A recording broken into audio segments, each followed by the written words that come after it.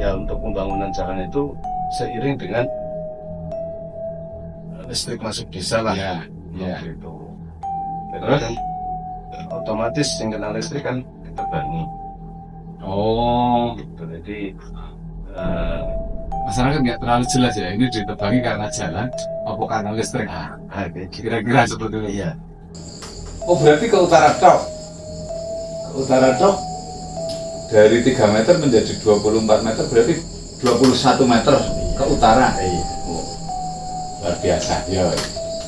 Oke. Iya. Cuma ya harus masyarakat ya harus gelem ya ngono. Terus masyarakat terus.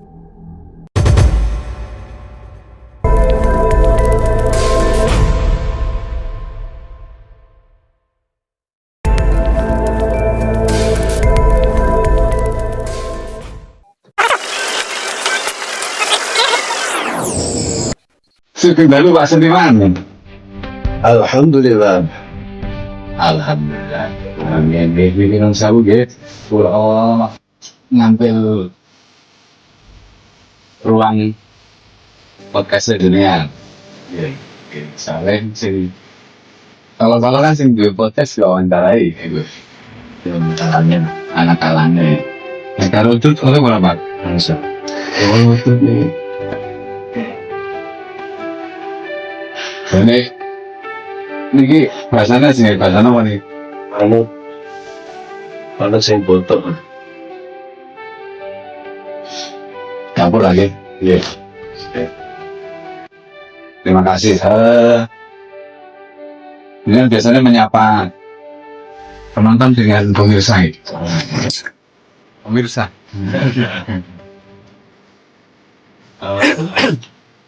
Perbedaan kali ini biasanya Pak Seniman sebagai host. Kali ini kita akan wawancara dengan beliau.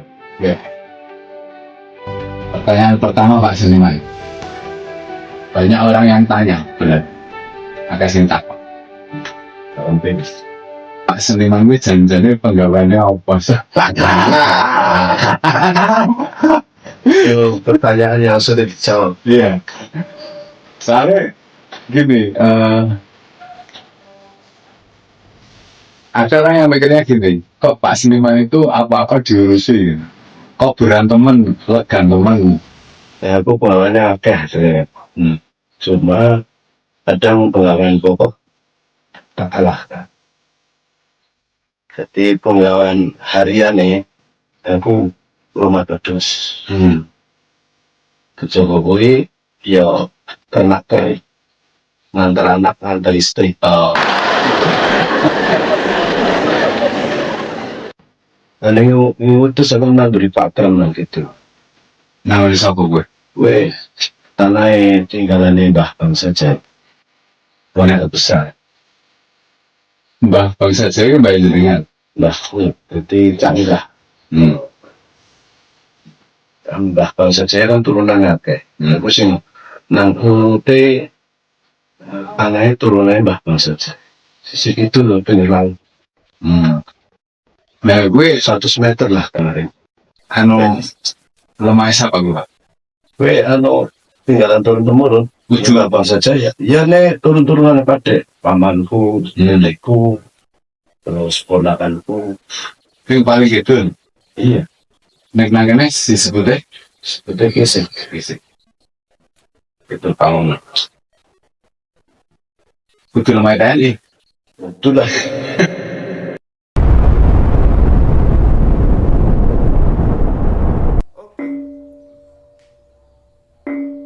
Naik ngomongan jenengan itu identik dengan urusan. Kira-kira jenengan kecemplungan urusan persoalan urusan ke tahun berapa? Saya bicara hal terkait keterkaitan dengan urusan itu kan kaitan dengan polemik yang terjadi, persoalan-persoalan yang terjadi. Itu sejak kapan kira-kira jenengan terjun atau masuk di dalam persoalan urusan 98. sejak 98? Ya, Momentumnya momentumnya waktu itu sosialisasi program normalisasi jalan selatan-selatan yang kemudian ini jalan Diponegoro disebut menjadi jalan Dendels. Oh berarti masih jalan yang ini, belum Iya. jalan baru? Belum. 98. Normalisasi, Iya. berarti pelebaran atau gimana? Ya pelebaran jalan normalisasi. Iya, normalkan. Bahasanya normalisasi. Iya, jadi sing mau ciut dinormalkan jadi ambil. Karena klaim waktu itu DPU itu mensosialisasikan bahwa lebar jalan Dendels adalah 24 meter. Jadi bahasa pemerintah kan normalisasi ya. Iya. Nek masyarakat tetap menganggap pelebaran apa juga Ya akhirnya itu pelebaran. dari yang ada itu melebar. Iya. Itu katanya berapa? 24 meter. Nah waktu itu masyarakat ini nggak, maksudnya mengamini nggak bahwa itu 24 meter? Ya, justru karena masyarakat gelisah, ngobrol-ngobrol, akhirnya ya waktu itu saya belum ketemu kayak aktivis seperti Mas Sumu dan yang lainnya. Saya masih mangrove naring musola, jadi aktivitas musola lah. Tapi wes nangkene? Ya wes naumah. Naumah. Aku mulai naumah 97. Mas 97 Naumah. Sebelumnya mengembara. Oke. Ini kaitannya normalisasi Dendels yang sekarang Dendels ya. Ya dulu di Diponegoro. Dulu Diponegoro. Dulu ratan batu kan? Sudah ada tatanan batu. Iya. Diaspal apa urung? Urung. Nah, pada saat itu masyarakat ketika pemerintah dalam hari ini DPU ya, DPU ngomong 24 meter itu aslinya, sehingga akan dinormalkan jadi 24 meter lagi. Iya. Lebarnya itu Ke utara. oh melebarnya enggak dua sisi? Enggak, selatan sudah ada lubang ya. Oh, yang khusus yang sini mungkin ya? Nah itu alat ukurnya Kan lubangnya ambal resmi. Kalau lubang kan lurus dari Mirit sampai Setur kan lurus selatan. oh berarti ke utara tok. Ke utara tok dari 3 meter menjadi 24 meter berarti 21 meter ke utara. Iya. Oh, luar biasa ya. Oke. Jadi masyarakat ya ora sepakat atau menolak itulah kemana. Dan rata-rata masyarakat lainnya kan ke musola, ke kiai. Nah waktu itu masyarakat amal resmi, Kaipon Petangkuran, terus Kaipon itu kan rata-rata hajinya di amal resmi. Di tempatnya Mbah Kiai Sargoni, jadi kumpulnya di sana. Saya termasuk waktu itu masih nyantri juga di sana. Nah, terus saat itu dawuh Bagi Mudhafir, putranya Mbah Sargoni itu, ojo pisan-pisan niat membela yang benar kuat dibela sombong, salah kuat dibela semakin sombong. Nah, intinya yang wajib dibela adalah yang lemah.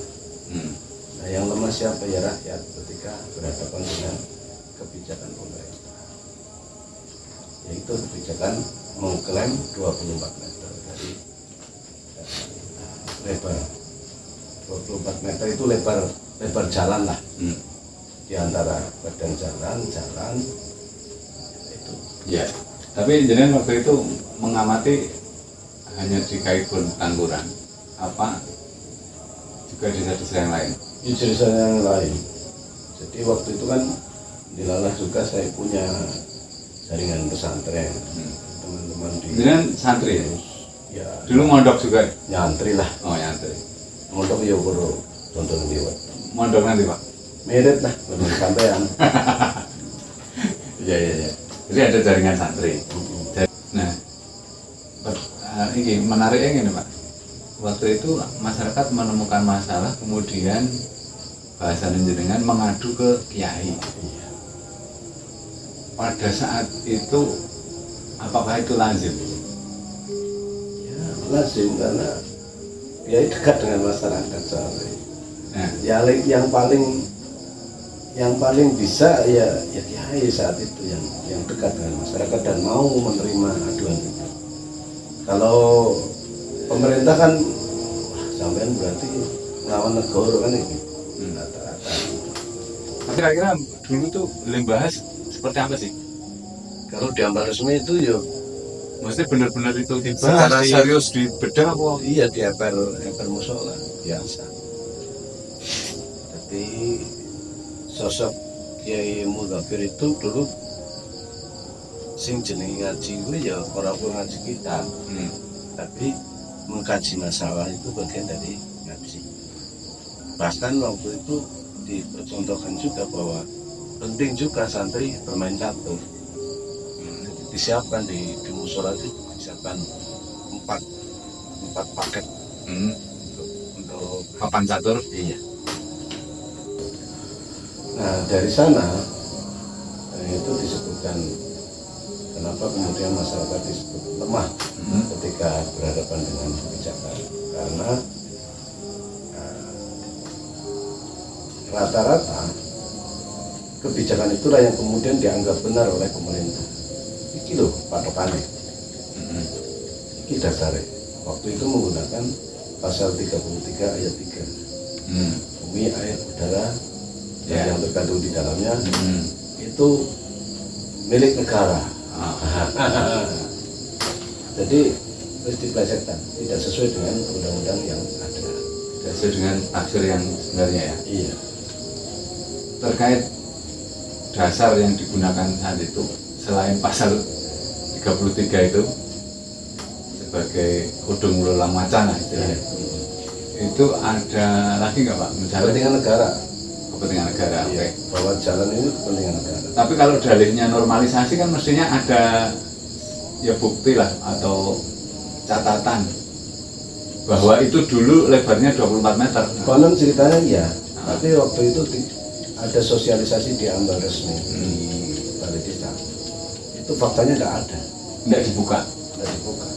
Tapi Dia justru mencontohkan bahwa jalan yang ada sekarang ini sebagai alat ukurnya adalah amal resmi. Nah, amal resmi ini beda karena amal resmi kan ex kabupaten. depan pasar itu. Iya. Apa depan pasar itu 24 meter? Enggak ada. Nggak ada juga kan? Nggak ada. Nah, terus kepriwe gue? Ya itulah yang kemudian dianggap oleh para santri itu bahwa ini jangan-jangan dilomboli. Nah, oke. Ya, terus menariknya ini menarik ketika itu dibahas di pesantren kan? Di musola Bu. Di musola. Musola apa maksudnya? Di musola, bahasnya nama musola orang pesantren ini. Tapi musola pesantren kan? Ya Atau kalangan santri? orang santri. Di musola Mbak Resmi Nurul Huda. Oh, oke. Cahaya Pituduh. Apa namanya Mbah Basar Kondi. Sarwani kan? Iya. Nah, setelah itu dibahas, wah, kayak kemungkinan dilomboni kapan ya gue kan? Jangan-jangan kita dilomboni kan ya gue? Iya. Intinya kan? Karena faktanya kalau ngomong Mbak Resmi ya tidak ada 24 meter. Terus patokan dasarnya juga nggak dibuka. Apakah itu gambar peta zaman dulu atau apa kan? Nah, berarti angka 24 itu juga nggak jelas akhirnya kan? Nggak jelas. Nah, setelah itu apa yang dilakukan?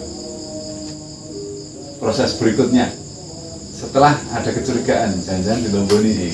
Ya, waktu itu yang namanya DPR kalau sudah ada seperti itu turun. DPR, Iya, DPR turun. tapi mengadu dulu nggak? Bersurat, mengadu ya? Saya waktu itu ke Pak Mukhtar. Pak Mukhtar Pak itu? Mukhtar itu waktu itu dewan dari P3, dia Kopenangun. Kang Mase Pak Kiai Nasrullah. Anggota dewan? Iya, Padahal bukan dapil sini ya? dapil sini mungkin. Hah? Mungkin dapil sini mungkin dulu. Jadi Kopenangun. Oh, kan masih jadi satu.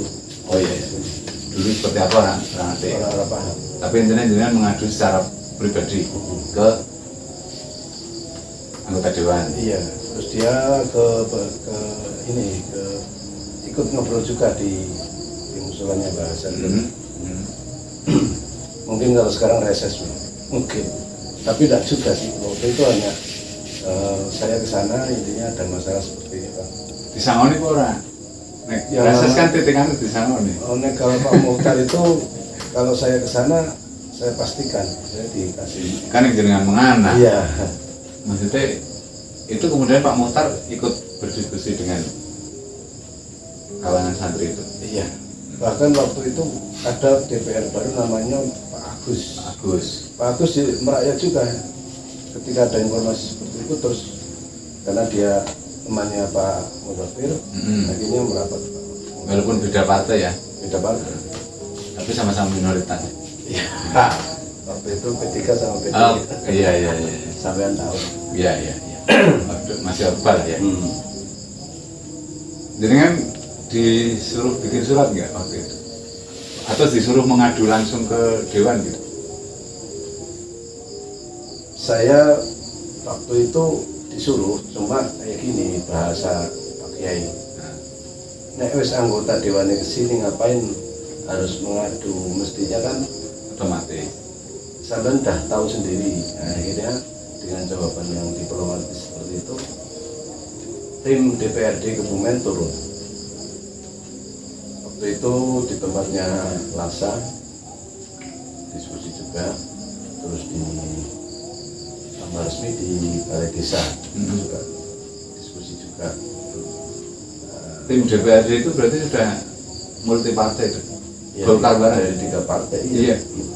Hebat dong. Iya. Maksudnya apik dong berarti. Waktu itu kinerjanya Dewan. Dewan waktu itu kalau contohnya Pak Agus juga lah yang sering di sini. Itu kalau perjuangan DPR gagal di forum sana itu turun sampaikan ke masyarakat. Gitu. Apa yang diminta jenengan, ada kendala-kendala disampaikan. Terus saya harus bagaimana? Seakan-akan anggota Dewan waktu itu mewakili rakyat benar, bukan kemudian meneng-meneng akhirnya malah justru menjerumuskan masyarakat dengan misalnya tata ruang dan seterusnya. Berarti apakah setelah era itu, nek rada melompat meneh Pak. Apakah setelah era itu dengan merasakan anggota Dewan sudah tidak membela rakyat lagi? Ya untuk saat-saat ya mulai tata ruang lah. Saya merasa anggota Dewan itu tidak membela. Berarti nggak ada yang turun ya kayaknya. Ya mungkin turun Ada. tapi saya tidak tahu juga. Itu yang kalau itu kan menarik ya, anggota Dewannya turun cari investigasi, Iya. diskusi dengan masyarakat, kemudian aspirasinya naik. Bahkan sampai Pak Agus bilang, Kang, kalau sampean bilang bahwa tanah rakyat kalau kemudian itu dipukul itu sampai ke asjal. Sampean berani mendalilkan, berarti berani membuktikan. Ya. Waktu itu saya mengeluarkan sertifikatnya Pak Slamet tambah resmi sama Pak Sarengan. Itu kan sertifikatnya tahun 82. Nah, ketika dicek gitu, ternyata benar masih asjalan. Asjalan. Iya. Artinya jalan itu di atas tanah milik Iya. yang 3 meter itu. Iya. Walaupun sebenarnya masyarakat juga menerima. Ya. Menerima ya. Tapi begitu melebar-melebar seperti yang sekarang ini, yo, janjane gundel. Ya, artinya faktualnya itu statusnya tanah milik. Iya. Nah, jangan kalau melihat itu ya sertifikat 82 ke sana. Karena kalau sertifikat yang 2015 ke sini Sudah dikurangi. iya. Ngukurnya udah Kalau sennya masih utuh, tapi ngukur dalam untuk pembuatan sertifikatnya itu udah dikurangi. Terus dengan fenomena yang seperti itu, terus gimana Pak itu? Berarti, setelah kemudian dibangun, ini lompat lagi ya? Ya itu kan sampai kemudian perjuangan rada panjang tuh, sampai 2006. Nggak sih. Artinya untuk sampai hari ininya itu udah clear kan? Maksudnya masyarakat ya sudahlah, kalau memang itu yang ditetapkan akhirnya. Kalau 24 meternya ya tetap bermasalah. Oke. Enggak yang sekarang oke, sudah. Ya sekarang kayak wes priye ya. Ya posisinya masyarakat semakin lemah. Kalau saya melihatnya itu aja. Ya. Bukan karena tidak berani, bukan karena rela, bukan karena ya wis tahu itu kepentingan negara, enggak lah, karena enggak berani aja. Karena lemah posisinya. Ya, balik ke proses tadi. Setelah diadvokasi oleh dewan turun timnya investigasi kan, termasuk membuktikan bahwa ternyata jalan itu di atas tanah milik perorangan. Itu setelah itu seperti apa? Teras jalan pindah ke selatan 2006. Dipindah ke selatan ke itu lah, Sigi. Karena alasan menabrak kuburan. Oh itu berarti normalisasi itu rencana pembangunan JJLS. Iya, akhirnya jadi program JJLS. Sebelumnya belum muncul. Belum, istilahnya namanya normalisasi.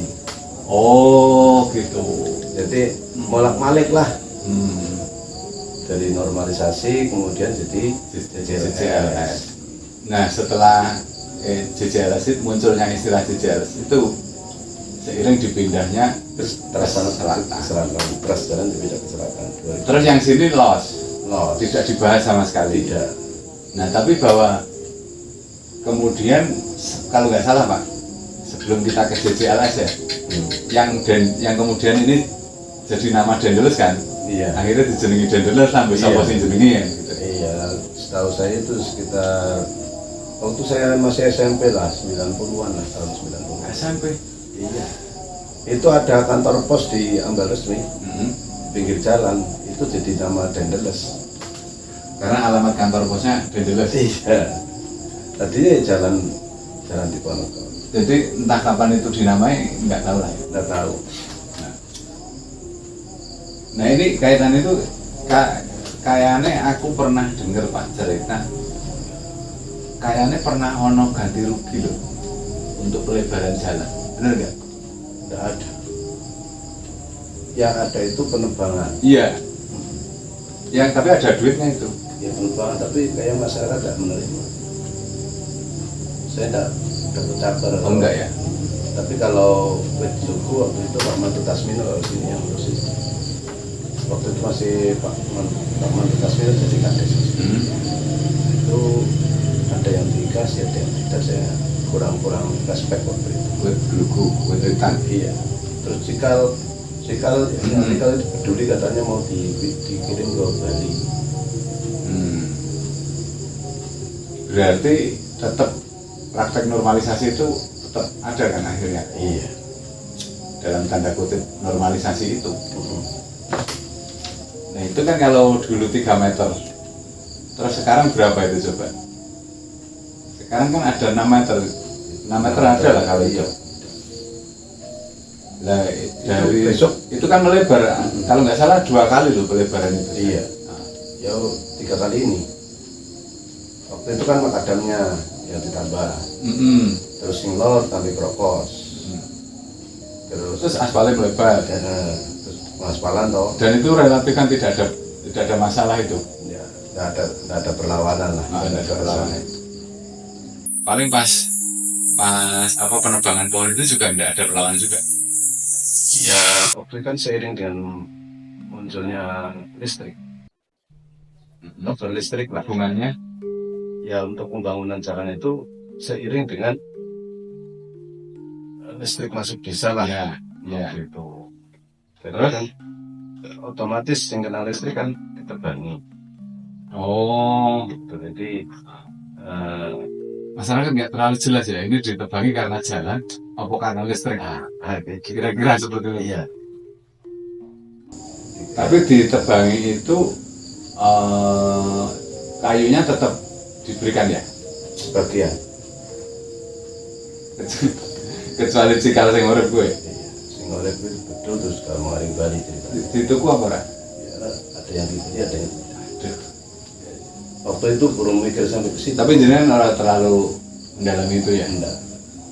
Waktu itu diakui aja bahwa sertifikat ini benar, udah hebat. Ya, artinya kan itu tadinya dalihnya normalisasi, kemudian itu dipindah, tapi tetap dilanjut normalisasi, tapi dengan ada unsur listrik itu ya.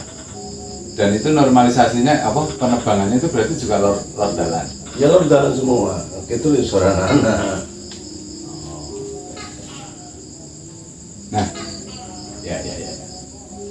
Itu anaknya kayu mau nih gede kae. Ya itu pun enggak ngurangi anu kan. Ya Maun itu kan kemudian nek ora salah diaku duwe negara kok. Iya.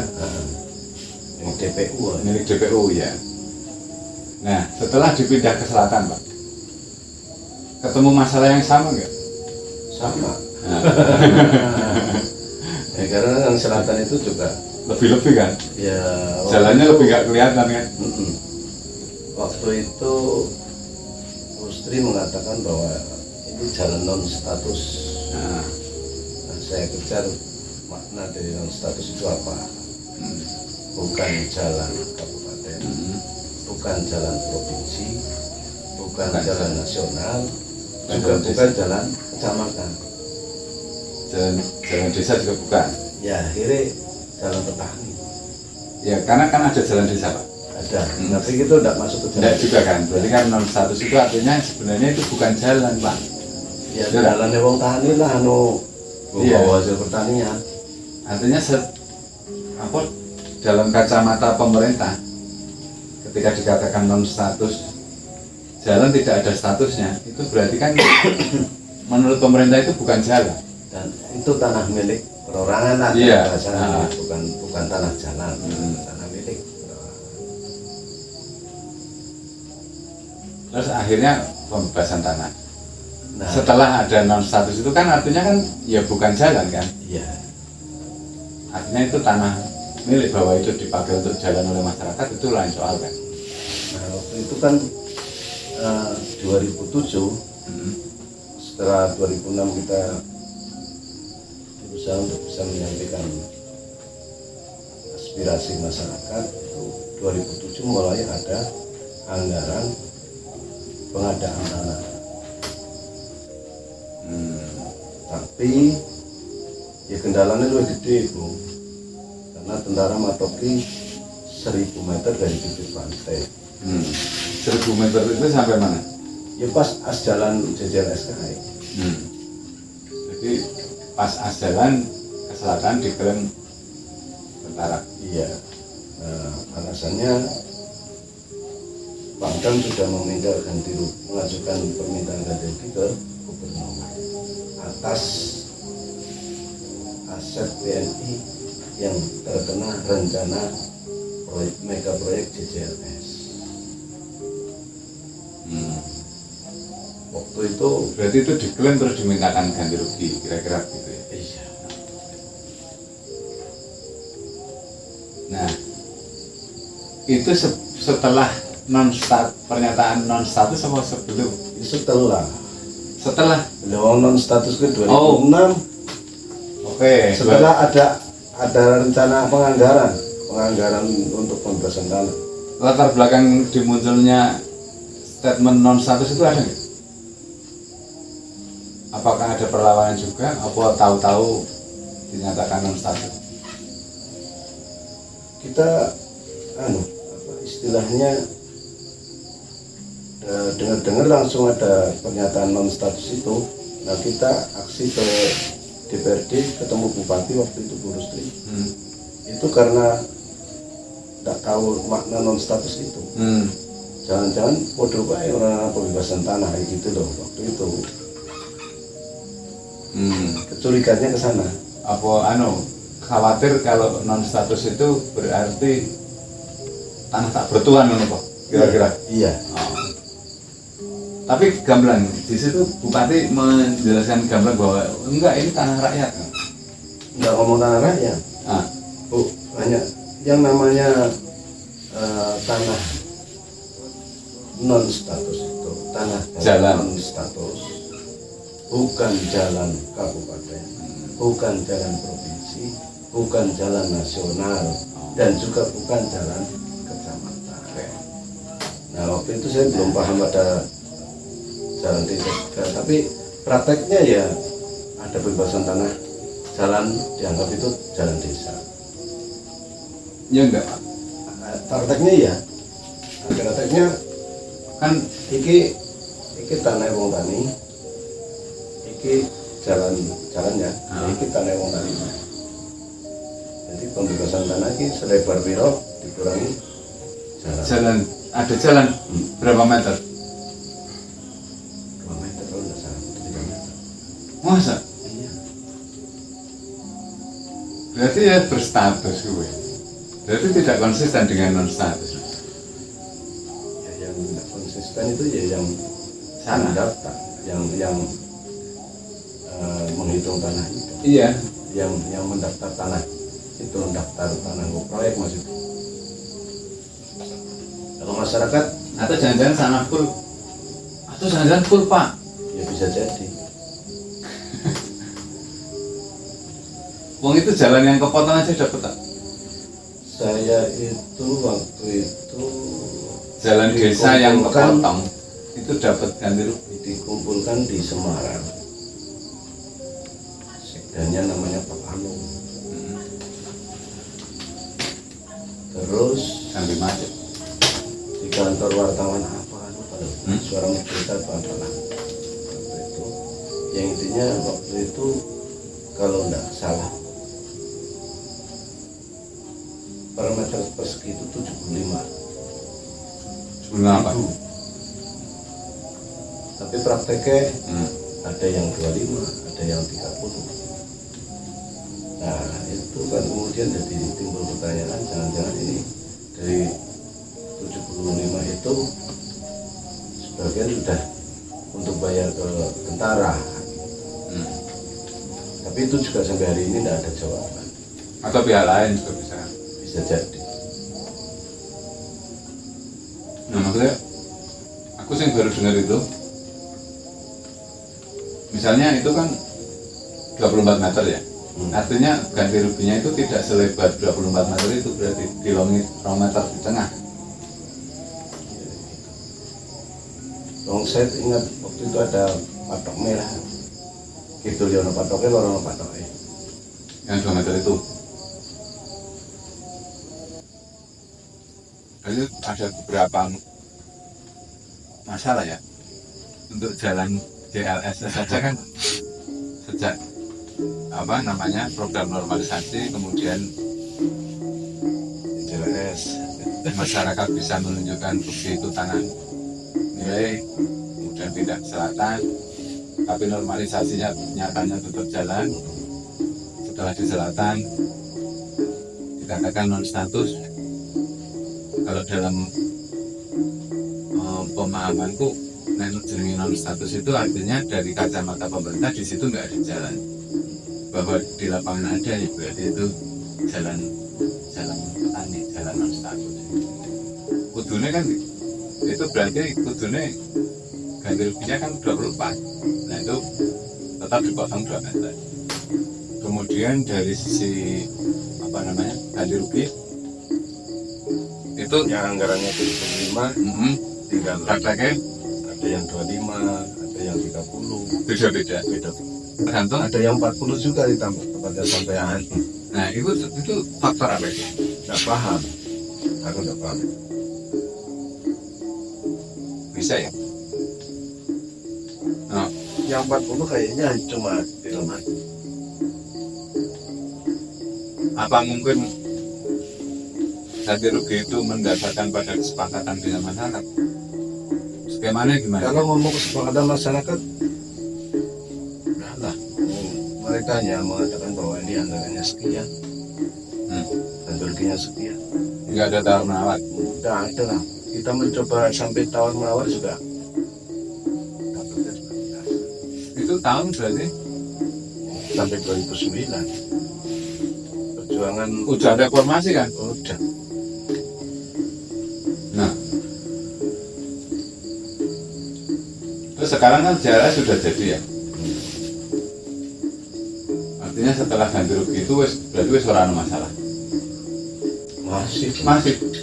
Nah, pasirnya itu kan di bawah nih, tuh pasir besi.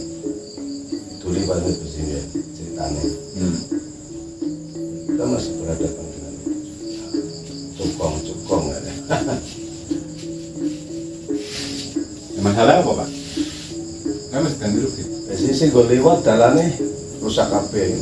Ini jalan Kulon Jarang ini udah rusak. Udah. Masalahnya lain lagi ya. Iya. Gawan itu kalau ya masyarakat merasa tidak dihormati. Sebenarnya sini juga ada yang belum terbayar kayaknya. Masih berapa tanah. Masa? Iya. Cuma ya harus masyarakat ya harus gelem gerak yang ngono. Terus Itu nggak diadvokasi Pak? terlalu lelah lah. Saya juga yang mikir terus sembari dagangannya ngambrung.